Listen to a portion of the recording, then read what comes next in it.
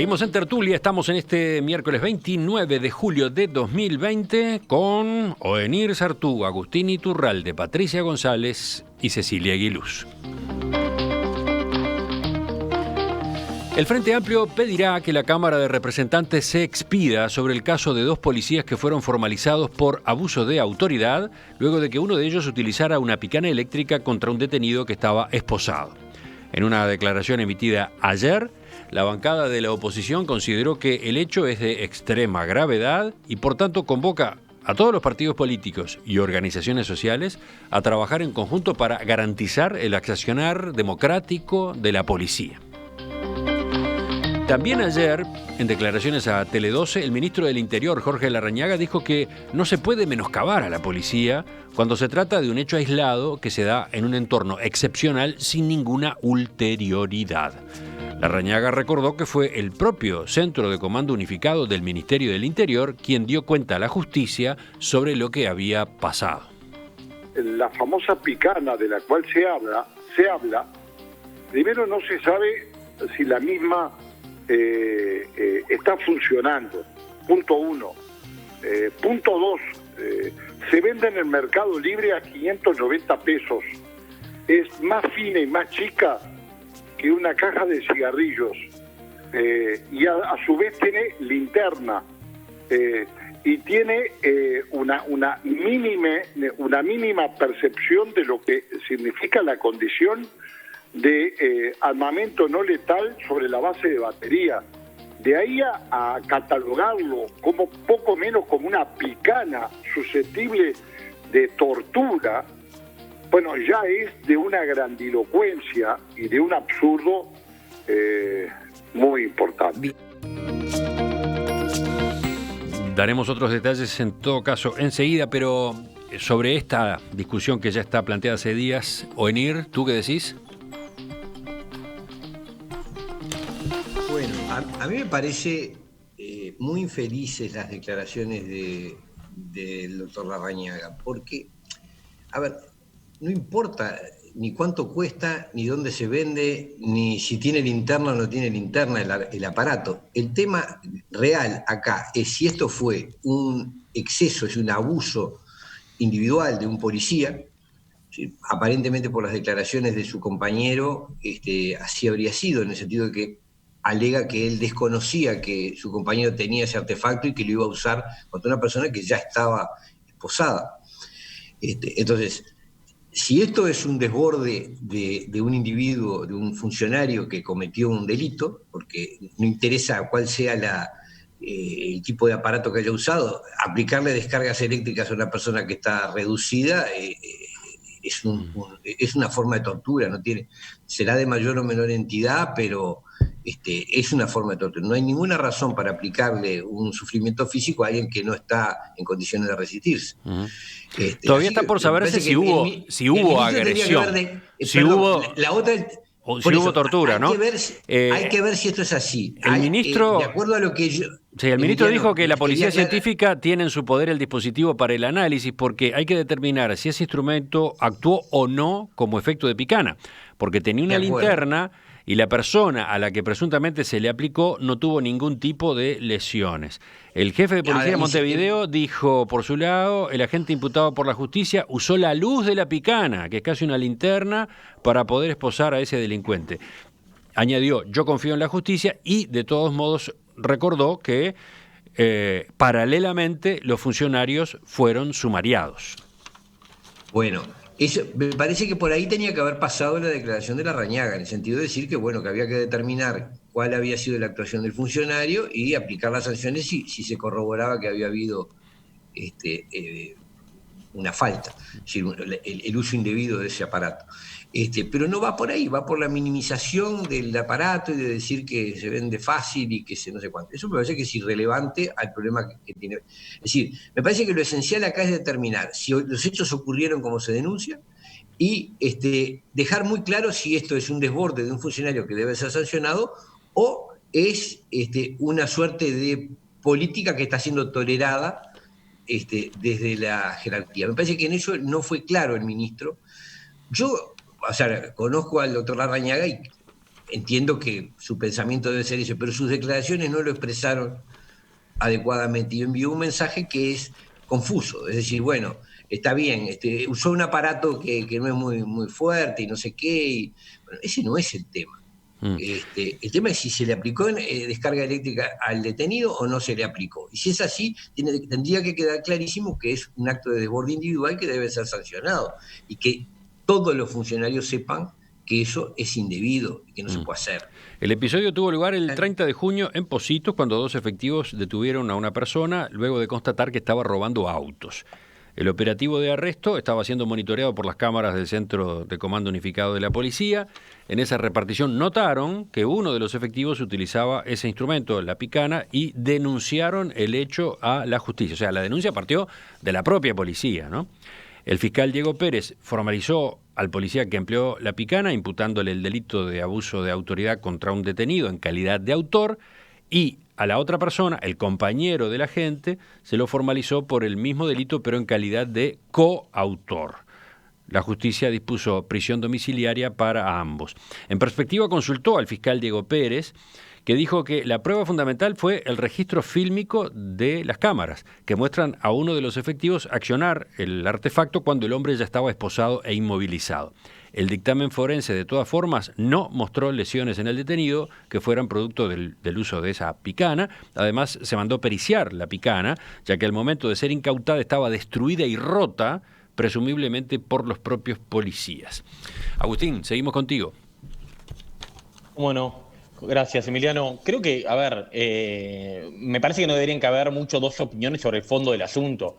Acá, todo indica que tenemos a la policía actuando con un armamento que no es parte del equipamiento que le brinda la Policía Nacional, y a texto expreso de la ley indica que, el reglamento indica que no importa que sea venta libre, que no se puede usar otra cosa que no sea la que se vende. En ese sentido, creo que es clarito de que lo que pasó no debe tener lugar. Pero, perdón, Agustín, la ley de procedimiento policial no prohíbe el uso de un arma como esta.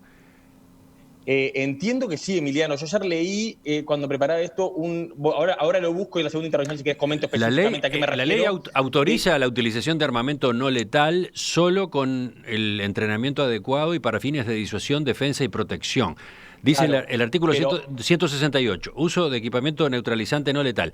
El personal policial está autorizado para la utilización del equipamiento neutralizante no letal denominado stun guns con función de disuasión, defensa y protección.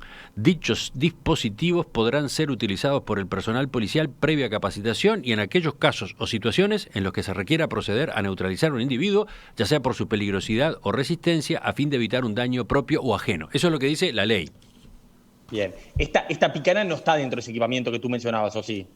Bueno, aparentemente sí. Aparentemente sí. Eso es lo que... Bueno, ahí yo tengo capaz que mal el dato, entonces... más allá de eso, que destacar que me parece una cosa bien remarcable que la denuncia surge de la propia policía. No hay acá una idea de ocultamiento y de una lógica de represión y de tortura instalada. No, acá hubo un hecho que no sabemos cuál extendido está, pero no tenemos motivos para pensar de que esté más extendido que lo que el fiscal y el ministro están indicando, y la propia policía hace la denuncia. Y después quería dejar instalada un poco, a partir de esto, la discusión de las armas no letales. Las armas no letales son parte del equipamiento de la policía en todo el mundo. Es razonable que así lo sea, con la preparación de vida, en las condiciones de vida. Ya hemos tenido en este país hechos infelices por el mal uso de armas no letales. Recuerden haber algún episodio en el fútbol con las balas de goma de alguna persona que quedó ciega, que ayer conversando con una persona que sabe bastante más de esto me decía, bueno, con la debida preparación no deberían pasar estas cosas, pero bueno, todos sabemos que la realidad a veces es mucho más compleja, pero es claro que y han habido intentos de proveer a la policía de ciertas armas no letales que le permitan otro tipo de acciones. Creo que es una discusión pendiente sobre qué armas y cómo se usan en nuestro país las armas no letales. A ver, una puntualización sobre si está permitido o no el uso. El artículo 168 de la Ley de Procedimiento Policial que yo leí habilita, está autorizado para la utilización el equipamiento neutralizante no letal denominado stun guns, etcétera, pero pone condiciones, ¿no? Pone condiciones.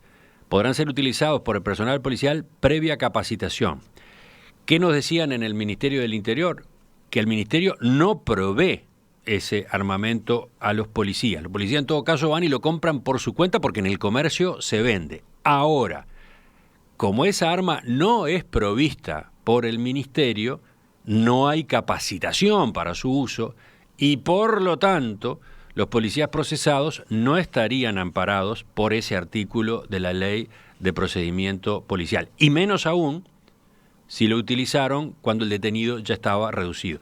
Porque no se habrían cumplido las dos condiciones que establece el artículo, ¿no? Primero, que tuvieran capacitación los policías, no la tuvieron porque la policía no entrega esta arma. Y segundo, la hipótesis que ocurrió no es la que está prevista en el artículo, dice que se los puede usar en situaciones en las que se requiera proceder a neutralizar a un individuo, ya sea por su peligrosidad o resistencia, a fin de evitar un daño propio o ajeno. Acá la persona ya estaba reducida, ¿no? Bueno, a ver, seguimos. ¿Quién va ahora? ¿Patricia? Sí. Me parece que esto no es nada menor a la discusión general. Me gustaría como que, ya que tenemos esta oportunidad de contraponer puntos de vista, de generar insumos para qué es lo que estamos discutiendo de fondo. Primero, el funcionario público y la funcionaria pública, a diferencia del resto de las personas, tienen que hacer lo que la función establece, ¿no? Nosotros podemos hacer todo lo que no prohíbe la ley. La función pública tiene una función, por tanto tiene que hacer lo que esté en su reglamento. Uh-huh. De una noción general del Estado. Por tanto, si no está reglamentado el uso de este armamento por parte de la policía, está prohibido hacerlo, porque si no está reglamentado no lo pueden hacer. Eso es como una concepción general del derecho. Si no se lo dio la policía, no lo puede utilizar, porque yo entiendo que un policía no puede comprar un arma en algún lugar y utilizar esa arma, ¿no? Porque tiene un armamento oficial, que tiene código, que tiene una forma de funcionar, que tiene determinadas leyes que tiene que cumplir, porque si no, sería muy complejo. Eso es lo primero. Lo segundo, tenemos que discutir en sociedad, por lo menos yo entiendo eso, que si vamos a poder utilizar este tipo de armamentos y toda esta reformulación de la policía en cuanto a cuáles son los niveles de represión que la policía puede tener conmigo o no, yo lo quiero saber. Me parece que la gente tiene que saber. La policía me puede hacer determinadas cosas sobre mi cuerpo para lograr determinados objetivos, solo porque se pueda comprar y salga 500 pesos en una linterna. No, la policía no lo puede hacer. La policía no te puede pegar, la policía no te puede maltratar, ¿no? Hay cosas que la policía no puede hacer. No es que la policía puede hacer cualquier cosa en pro de reducir a una persona, porque eso es lo que establece justamente toda la normativa internacional en contra de la tortura. Porque yo no sé qué interpretamos por tortura, pero tortura es abusar de la función de tener el poder. Vos tenés un arma, yo no la tengo. Esa función en tanto funcionario del Estado. Eso se establece como tortura y nosotros creemos que eso no está bien. Entonces me parece que son, con esto termino, fuertemente desafortunadas las declaraciones del ministro, que perdón, pero me parece que en general son desafortunadas las opiniones que tiene, desafinadas, porque si sale en Mercado Libre 100, 50 pesos, 500 pesos, la verdad a mí no me interesa la opinión del ministro. Me interesa que diga que se va a condenar, que está prohibido y que no se va a volver a hacer, y que se comprometa a eso. Bueno, lo que el ministro empieza por destacar es que la denuncia sale de la propia policía, ¿no? ¿Eso no te convence, Patricia? No, para nada. No me alcanza, me parece que no alcanza. Me parece que no es suficiente, que es demasiado grave, simbólicamente. Está bien, pero me parece que merece destacarse eso de que policías que estaban a cargo de las cámaras de videovigilancia notaron que ahí estaba ocurriendo algo irregular y fueron los que avisaron y fueron los que de hecho terminaron presentando la denuncia. Que no solo a mí me parece que le sacó un poco el IVA. Yo sinceramente lo que siento cuando lo escucho es que le saca gravedad. El ministro. Trata de decir, bueno, fue un acto individual de dos personas que tomaron esa decisión. No, es una responsabilidad de la fuerza, él es el ministro del Interior, es la persona más importante. Cecilia, ¿no? vamos. Y le saca como el IVA, como diciendo, bueno, no fue tan grave, fue una cosa que hicieron dos personas aisladas y estuvo mal, pero está. No, es re grave.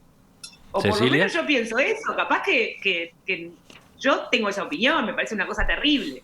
Cecilia, ¿te escuchamos?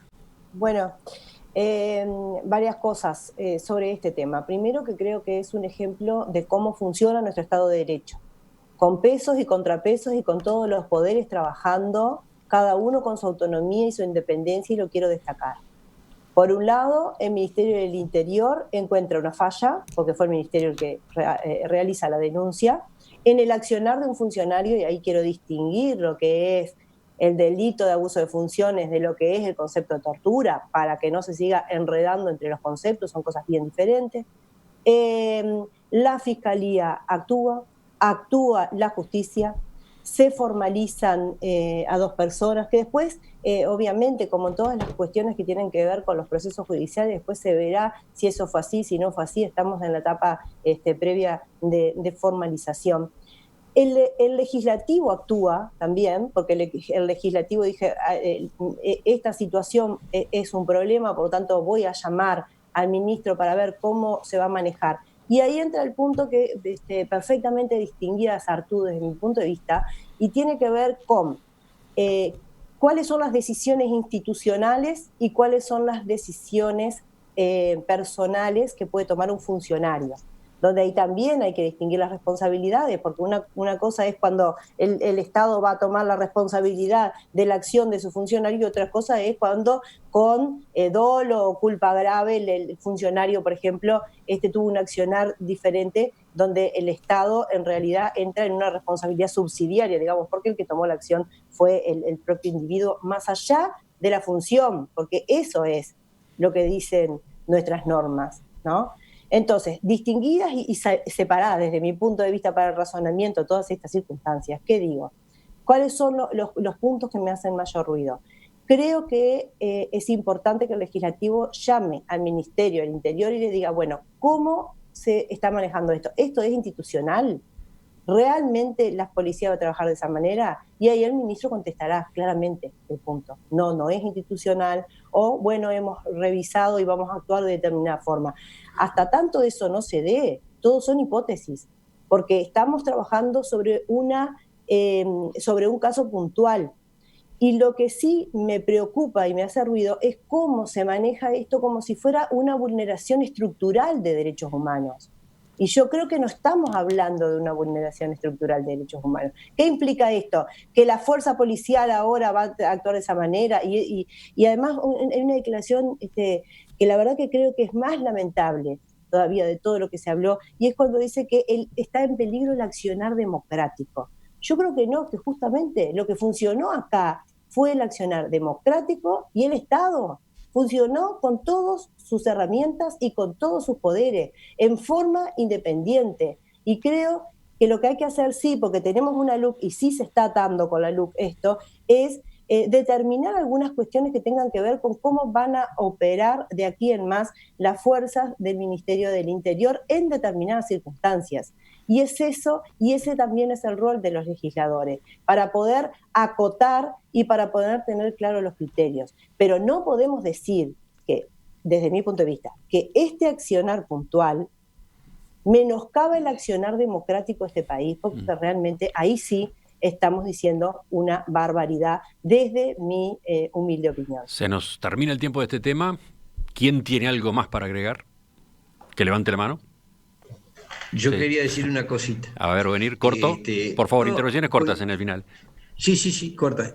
Coincido en que el funcionamiento institucional fue correcto. Me parece que las declaraciones de Larrañaga no fueron muy adecuadas, pero lo que ha pasado es correcto. La policía misma hace la denuncia, se formaliza a los funcionarios y, en fin, hay que investigar.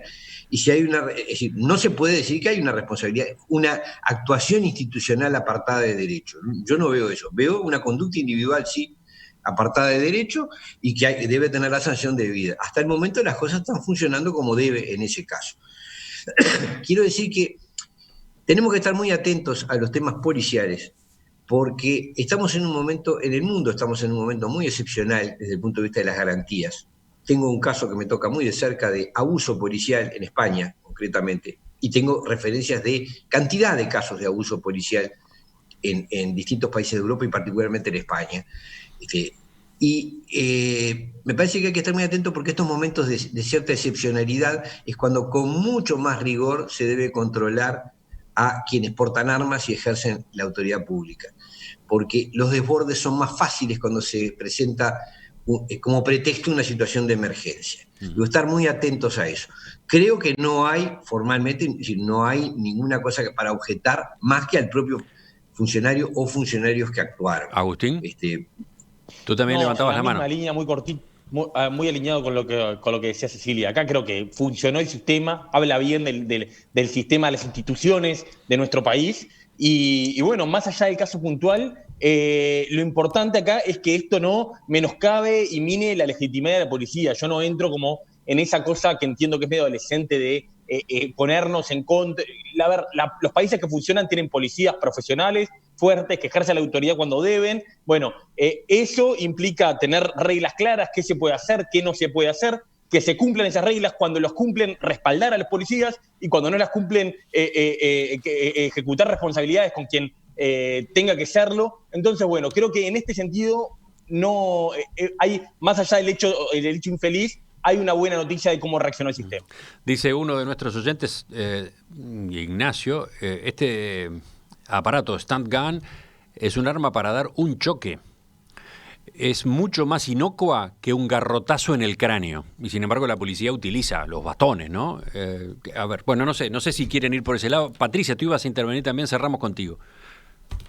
No, a ver, me parece que lo que está de fondo, yo creo que esto del Estado de Derecho funcionó bien en este caso, lo que está de fondo, y coincido con Oneir, es la discusión sobre la policía. O sea, pongamos arriba de la mesa cuál es la forma de reprimir, cómo se construye la represión, por qué se reprime, qué cosas se reprimen y cuál es la manera de reprimir.